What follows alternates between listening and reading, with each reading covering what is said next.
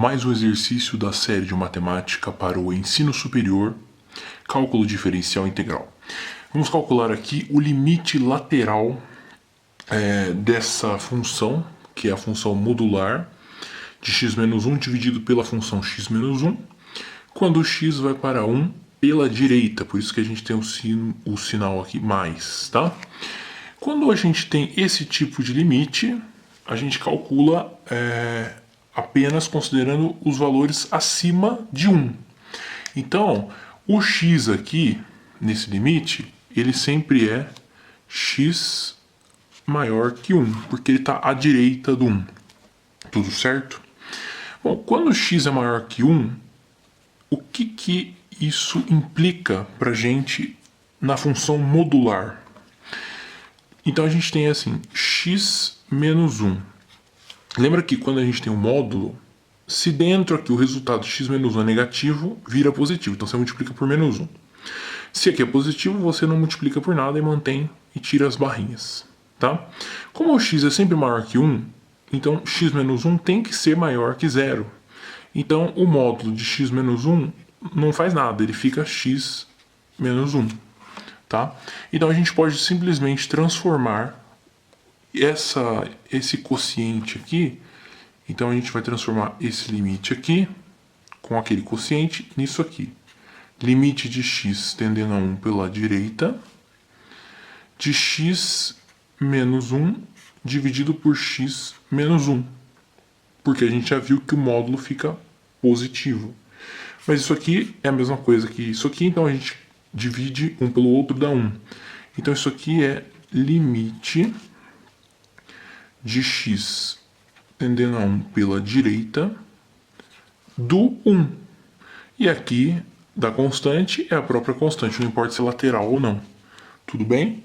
Então a gente calculou o limite lateral, utilizando a ideia de que o 1 que o x está chegando ao 1 vindo pela direita, tá?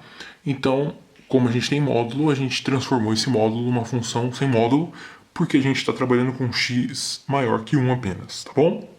Agora acompanhe a resolução do limite lateral desse mesmo quociente, agora indo pela esquerda.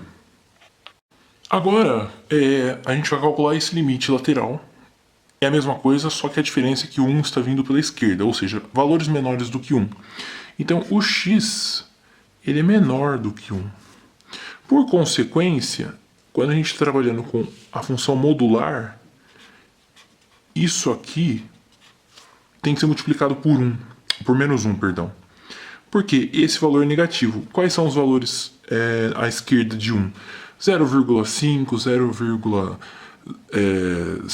0,7, 0,999, etc. Então nunca vai ser 1, né? Pode ser 1, mas ele nunca será maior do que 1. Então isso aqui é negativo. Portanto, esse módulo tem que ser menos x menos 1. Tem um menos na frente, tá?